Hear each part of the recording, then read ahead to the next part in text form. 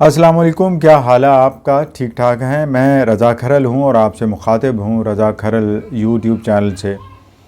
तो जनाब, Pakistan international airline फिर नहीं बिक सकी और बोली देने वाले ने इतनी कम बोली दी डिमांड के मुकाबले में, जो मिनिमम बोली की रकम रखी गई थी कि ऐसे लगता है कि ये कोई पठान का कालीन है जो बाज़ारों में बेचते हैं। मांगते वो 40,000 रुपये है और बिक देने वाला वो कहता है कि नहीं 4,000 देंगा या 4,000 से भी नीचे।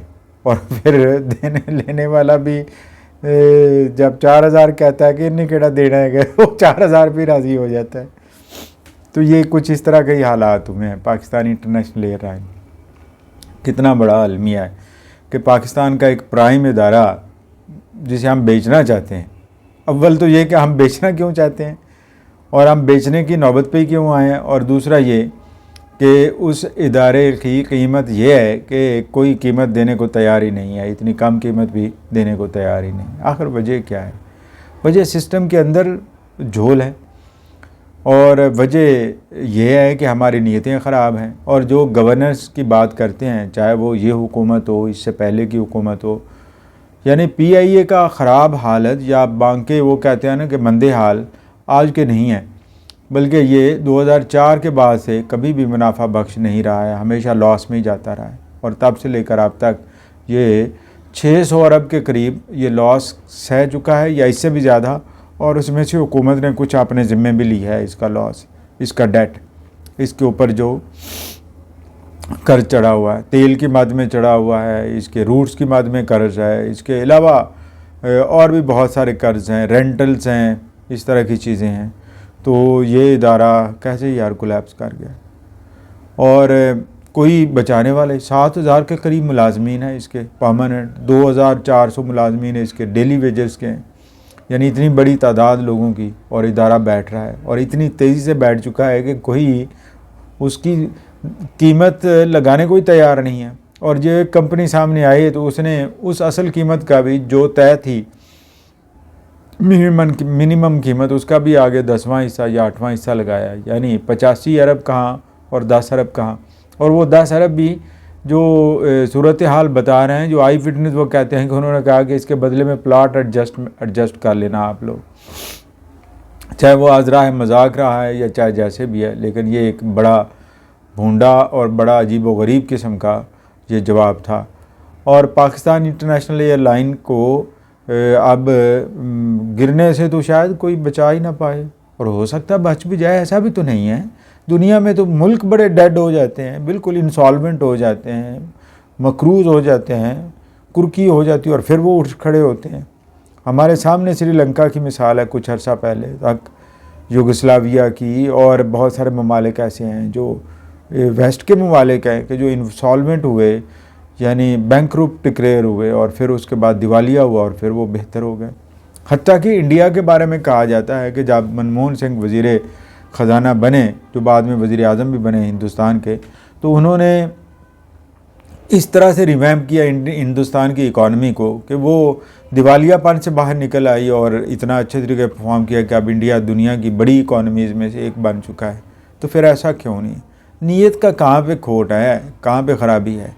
और इस हुकूमत की तरफ से ये कि ये अगर ये इसका मैकेनिज़्म ही नहीं इन्हें पता इसको चलाने का, यानी एक तो ये कि पिछली हुकूमत का भी हम देखते हैं बेचना चाहते हैं, हम उससे पिछली हुकूमत को भी जाए तो वो भी बेचना चाहते हैं, निजकारी करना चाहते हैं।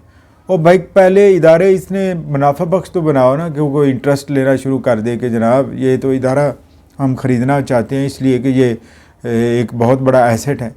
तो PIA जैसी इतनी बड़ी कंपनी जिसकी मालियत बताया जाता है कि 152 अरब रुपए है, वो उसकी कीमत लगी है 10 अरब रुपए, यानी उसका 15वां हिस्सा भी नहीं लगी है और मजाक बना दिया है। ये इस हुकूमत की भी ज़िम्मेदारी लगती है कि इन्होंने आते साथ ही है ना आओ देखा ना ताओ देखा, हम निजकारी करेंगे, हम निजकारी करेंगे, हम निजकारी करेंगे।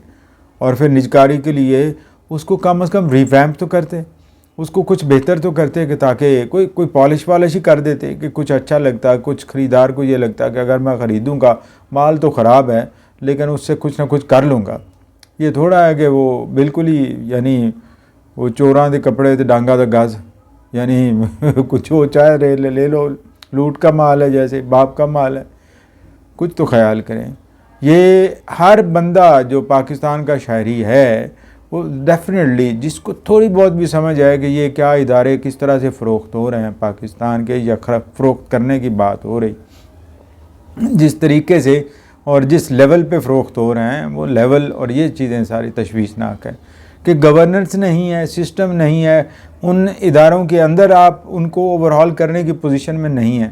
अब मेरा एक सवाल है कि पाकिस्तान के जो बड़े रूट्स हैं जहाँ पे रोज़ाना एयरलाइंस चलती हैं, वो कराची से लाहौर या कराची से इस्लामाबाद है, या इस्लामाबाद से लाहौर आप किसी हद तक कह सकते हैं, या बाकी छोटे मोटे उन रूट्स पे इस वक्त पाकिस्तान की 4-5 और एयरलाइंस भी चल रही हैं जो प्राइवेट सेक्टर में काम कर रही हैं। वो घाटे में नहीं है और ये घाटे में है। ये बैरून मुल्क इसके रूट इसने ख़राब कर रखे हैं, इसके रिस्टोर नहीं हो रहा है रूट। यूरोप की जनब जहाँ पे सबसे ज़्यादा इनको मुनाफा आना था वो नहीं कर पा रहे, या यूए में जाने का ये सारी चीज़ें तो नहीं कर पा रहे ना। तो ये क्यों नहीं कर पा रहे इस हुकूमत, उस वज़ीर हवाबाजी का वो क्या नाम था, चौधरी सरवर या कुछ, जिसने जनाब पता नहीं पाकिस्तान के ऊपर क्या बम फोड़ दिए कि जनाब ये इस तरह से हो गया है कि पाकिस्तान के जो पायलट्स हैं वो 2 नंबर हैं, जाली हैं, उनकी कोई ऑथेंटिक डिग्री नहीं। तब से लेकर ऑनवर्ड एक ऐसा बहरान आया है कि उससे निकलने का नाम ही नहीं था। अब वो मौसूफ पीटीआई तो छोड़ चुके हैं ना, और पीटीआई छोड़कर वो तायब हो गए और नून लीग में या कहीं और कहीं पहुँचे हुए होंगे, या इस्तेहकाम पाकिस्तान पार्टी में, या कहीं किसी और सियासी जमात में होंगे। और वहाँ पे यही मतलब उनकी हमाकतें जो हैं वो काबिल मुबैना तौर पर काबिल सताइश तो नहीं हो सकती, काबिल मजम्मत ज़रूर है। तो पीआईए को रिवैम्प या बेहतर करने का तरीका तो एक तो ये है ना कि सब मुलाजमीन जो जिनके हौसले पस्त हो चुके हैं कि हुण विके ही विके, ऐसी जाइए, यानी पहले ही तय कर चुके हैं कि आप तो फ्री फॉल है, आप निकाल दिए जाएंगे। या भाई कुछ तो को आप ही सलूशंस दो, हुकूमत नहीं कर पा रही तो आप ही कुछ उसके सलूशन दो कि ये पीआईए बेहतर तरीके से चलना शुरू हो जाए और बेहतर। और इसमें जो मुफ्त बरियाँ लगी हुई हैं उनको भी तो रोकना होगा, इसमें जो मुलाजमतें इजाफी हैं उनको रोकना होगा, जो मेंटेनेंस के नाम पे अखराजात उठ रहे हैं और वो करोड़ों और नहीं अरबों रुपए में, उनको कम करना होगा।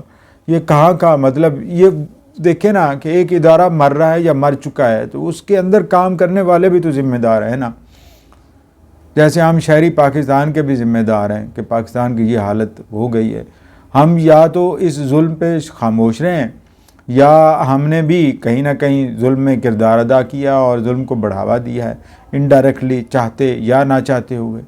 तो ये सब कुछ हुआ है पाकिस्तान में और इसका हल होने की ज़रूरत है, हल करने की ज़रूरत। नहीं तो फिर ऐसा ही है, आज पीआईए बिकेगी या नहीं बिकेगी, कल को कोई और इस तरह पाकिस्तान रेलवेज़ आ जाएगा, फिर वापडा बेच देना, वो बेच दो हर शय जी, पांड्या टिंडर सब कुछ बेच दो पाकिस्तान का, तो फिर भी इन्हें नहीं चलना जे बदनीयतां असी सारियां इकट्ठे हुए हैं।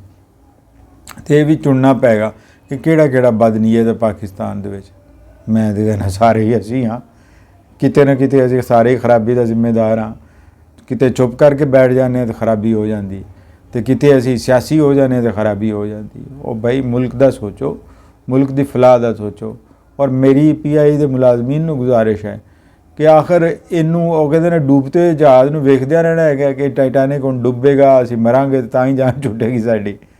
भाई इसनू बचा लो, नहीं तो फिर यही होएगा कि चोरों के कपड़े तो डांगा के गज, जिसका दिल करेगा वो जितने में चाहेगा इसे फ़रोख्त कर देगा, और ख़रीदने वाला चाहेगा कि मुझे तो मुफ्त में ही मिल जाए, क्योंकि उसने ये सामने रखा हुआ है कि उसको 200 अरब रुपए वो तो देने पड़ेंगे, कर्ज़ों का एडजस्टमेंट करना पड़ेगा, इंतज़ाम करना पड़ेगा।